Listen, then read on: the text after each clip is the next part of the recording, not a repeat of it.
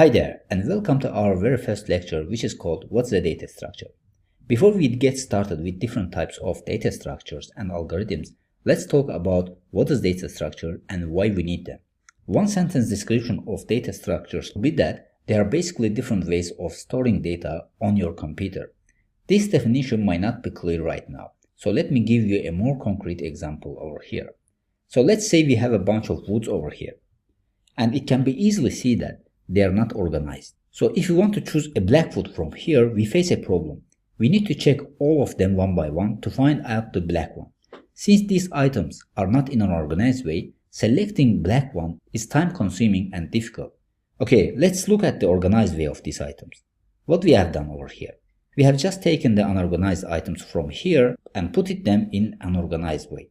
So selecting black wood from this list is very easy and it takes less time to find.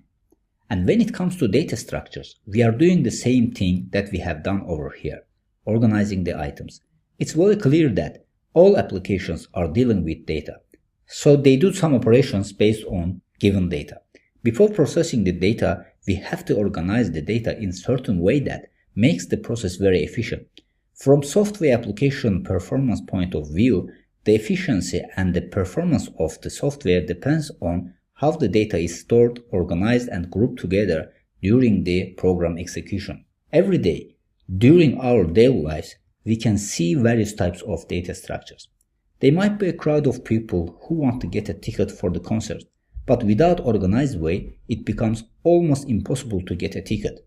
The organized way of people to get ticket is queue, and this is also called queue data structure in computer science, which is first in, first out method.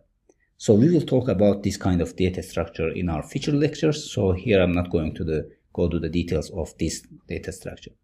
So another example is, imagine there are a bunch of books on the table and you want to return them to the library. It's obvious that without an organized way of ordering, we cannot carry these books. On the other hand, if we order them in this way, it becomes easier to carry them. And this reminds us of stack data structure in computer science.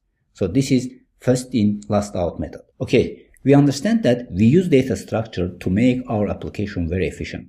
But the problem is that there are many different types of data structures. So which one should we choose for the best performance of software or application? So you will find an answer to this question throughout this course while explaining all data structures and their use cases. And this is the main reason why big companies like Google, Apple, Amazon, and Facebook ask questions about the data structures and algorithm from their candidates during the interview process.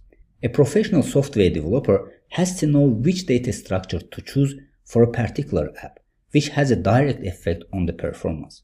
So with this, we have completed this lecture. So in this lecture, I have explained what's the data structure. So hopefully you have an idea of what is data structure now and how it affects to our applications. Now in the next lecture, let's learn what is an algorithm. So see you in the next lecture.